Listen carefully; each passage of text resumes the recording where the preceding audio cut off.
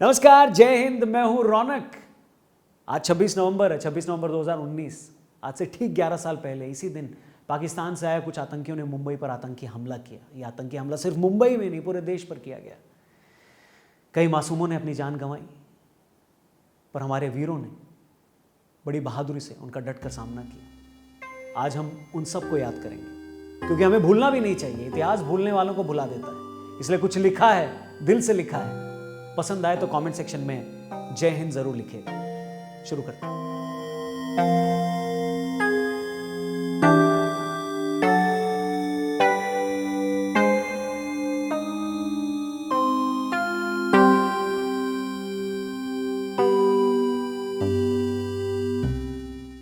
सभ्यता जहां पहले आई उसको ऐसे हार मिले, अपने ही टुकड़ों से हमको खंजर जैसे वार मिले। शांति वाले देश के अंदर दहशत वाला पहरा था, जिन्ना वाले पाक का ये वो आतंकवादी चेहरा था। 26/11 हुआ देश में, नुकसान बहुत गंभीर हुए। तब धरती की लाज बचाने उन्नी कृष्णन वीर हुए। उड़ते रहे कपोत शांति के, लाली पड़ गई माटी में। गोली पर गोली जो खाई तुकाराम ने छाती में। सोते लोगों पर ही तो वो भारी जिम्मेदारी थी, लेकिन उनको शायद अपनी गहरी नींद ही प्यारी थी। कोहराम हुआ, संग्राम हुआ और हुआ देश में कोलाहल। उड़ गई नींद दिल्ली की तब जब हुआ धमाका अगले पल। ऊपर नीचे आगे पीछे सबके चेहरे काले थे। राजनीति ने काले नाग जिस आस्तीन में पाले थे। रोता रहा समाज देखकर ऐसा तांडव देश में, बने हुए शैतान जो आए साधु आदि भेष में। इंतजार में घंटों के हर सेकंड बहुत ही भारी था। भला हो नेताजी का जिनका आश्वासन तो जारी था। याद नहीं करता मैं उनको निंदा वाली भाषा में, जिंदा हूं तो बात करूंगा जिंदा वाली भाषा में। आतंकी बहरों को संगीत कहां ही भाता है, जिहादी हत्यारों को मासूम नजर नहीं आता है। उस कोहराम के बाद जहां ये धरती डोल रही थी, संसद के अंदर तब भी राजनीति बोल रही थी। सबने मिलकर बोला अब तो फिर एक बार ठाना जाए। मरने वाले तो मर गए, तो दोषी किसको माना जाए।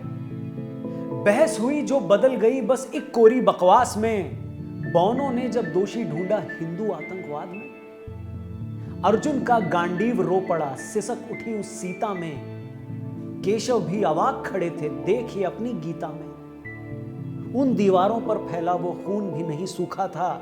राजनीति का राक्षस सोचो फिर भी कितना भूखा था। इतने सबके बाद भी हमने धीरज नहीं खोया था। शांत रहे हम तब भी, क्योंकि बीज शांति का बोया था। इतने शांत कि दुनिया समझी हम तो गूंगे लोग हैं। अंधे बहरे मोटे पतले लूले लंगड़े लोग हैं। सीमा पर मुट्ठी बांधे जो खड़े हुए वो लोग हैं। उनको लगता था जैसे कि ये शांति नहीं एक रोग है।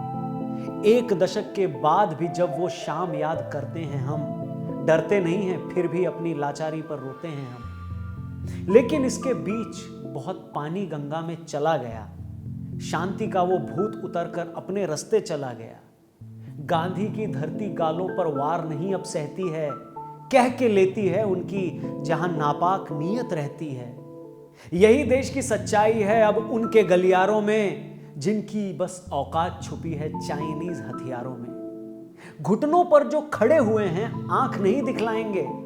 सुबह शाम दिन रात रोज जब एक मिसाइल खाएंगे।